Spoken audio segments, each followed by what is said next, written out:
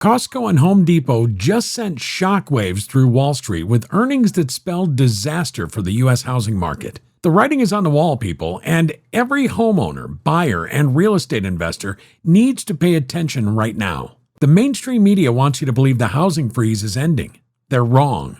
It just entered Phase 2, and Phase 2 is way more dangerous than Phase 1 ever was. Number one housing number just hit a level not seen in more than 40 years, and the year we go back to will show you exactly why sellers refuse to list.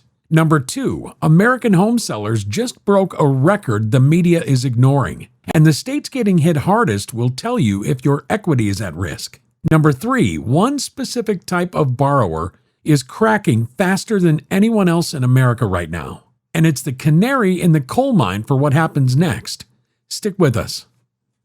Let me start with Home Depot because their Q1 fiscal 2026 earnings tell you exactly where the American homeowner really stands right now. On May 19th, they reported total sales of $41.8 billion, up 4.8% year over year. On the surface, that sounds fine, right? Wrong. We don't look at surface numbers on this channel. Let's look under the hood. Comparable sales only grew 0.6% overall and just 0.4% in the US. And here's the number that should really get your attention. Adjusted earnings per share actually dropped from $3.56 a year ago to $3.43 this quarter. Home Depot's profitability is going backward even with more revenue, and that's a massive red flag. On that same earnings call, CEO Ted Decker told Wall Street analysts, and I'm quoting the transcript directly, that the underlying demand in our business was relatively similar to what we saw throughout fiscal 2025, despite greater consumer uncertainty and housing affordability pressure. Let that sink in, folks. This is the CEO of America's largest home improvement retailer saying on the record that the American homeowner has been under this level of stress for over a year straight with no sign it's letting up. And it's getting worse. A UBS analyst literally asked Decker on the call whether we're entering a longer-lasting era of soft housing demand. His response? He called the current environment a period of moderation.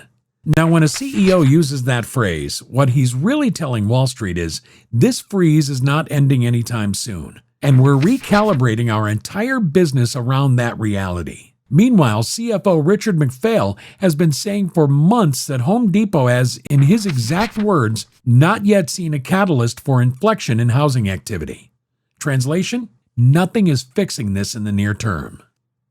Now, let's flip over to Costco because they reported 9 days later on May 28th, and the numbers looked completely different on the surface. Net sales of $69.15 billion, up 11.6%. Earnings per share up 15% to $4.93. Costco crushed it, right? No, wrong. Costco is thriving precisely because Americans are trading down. Here's what CFO Gary Millerchip told analysts. Home furnishings, housewares, and appliances, so essentially the exact same categories Home Depot sells, all grew double digits at Costco. Why? Because homeowners who are locked into their existing houses have given up on moving and are just stocking up on the homes they already own. And here's the kicker. Costco also just broke all-time company records for gasoline volume in every single 4-week fiscal period of the quarter. Record gas volume paired with record trade-down retail behavior is a classic recession-tell consumer pattern. And it lines up exactly with what Home Depot just told us. Now, this is where the housing market gets genuinely stuck. And I want you to really pay attention here because this is the mechanism nobody's explaining correctly. Freddie Mac's primary mortgage market survey shows the 30-year fixed rate at 6.43% as of July 2nd, 2026, per chief economist Sam Cater. But here's the trap.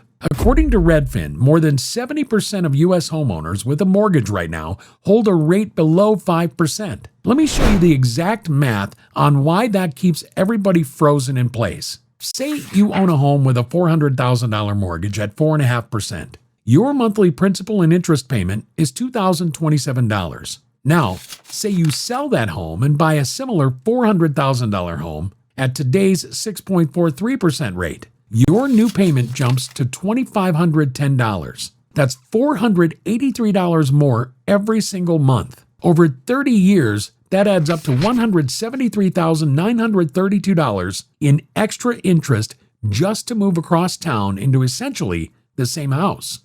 Would you do that? Of course you wouldn't. And that's exactly why homeowners are refusing to list.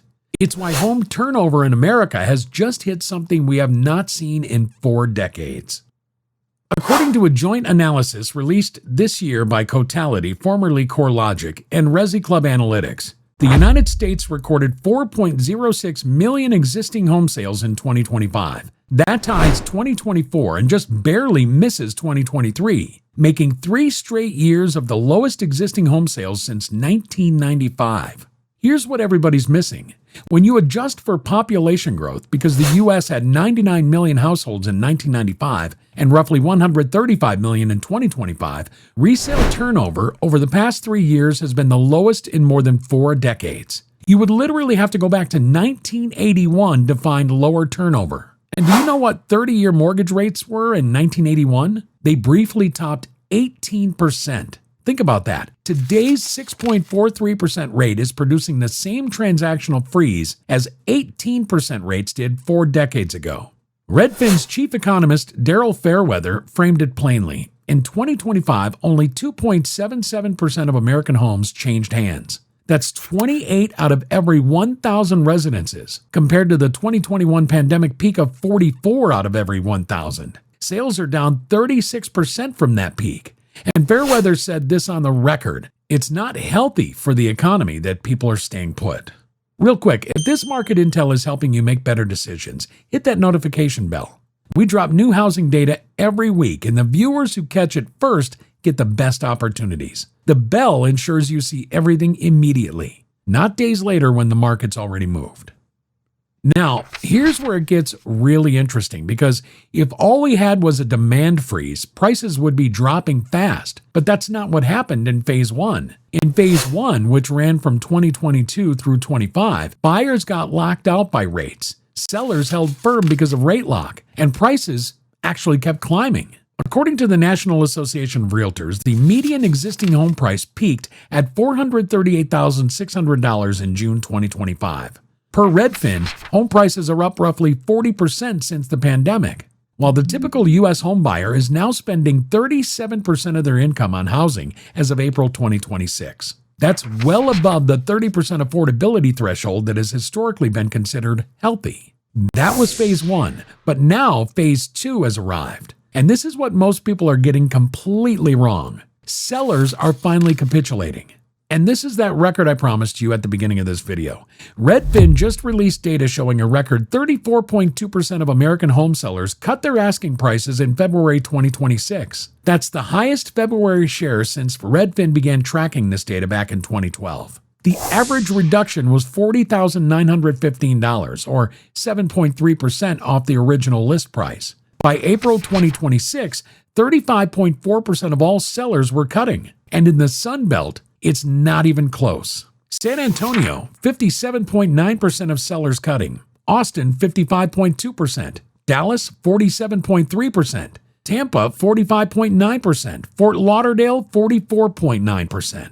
Zillow's own data shows Austin Round Rock home values down 5.9% year over year, Florida statewide down 4.2%, and Tampa down 3.5%. Cotality chief economist Selma Hepp confirmed 13 states were already posting outright home price declines by early 2026. And here's the number that should really shake you. Redfin's tracking shows there are now 470,000 more home sellers than buyers in the United States. That's not a normal market. That's a supply glut that would be crashing prices hard right now if buyers had the money to buy. They don't.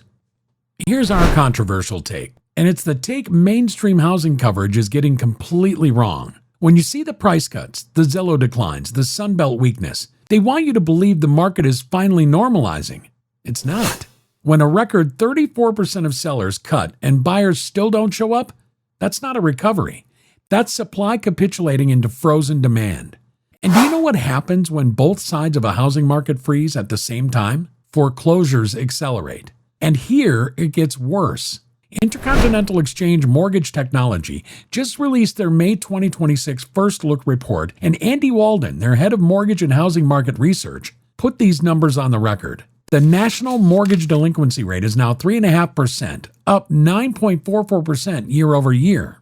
Foreclosure presale inventory is up 34.21% year over year. Active foreclosure inventory has climbed to 280,000 loans, the highest level in 6 years. Serious delinquencies, meaning loans 90 days or more past due, are up 111,000 from a year ago. And when you combine serious delinquent loans with those already in active foreclosure, that late-stage total is up 185,000 year over year, the largest annual jump since the 2020 pandemic. And here's that specific borrower group I promised you at the beginning. FHA loans now represent a record 55% of all seriously past due mortgages in America.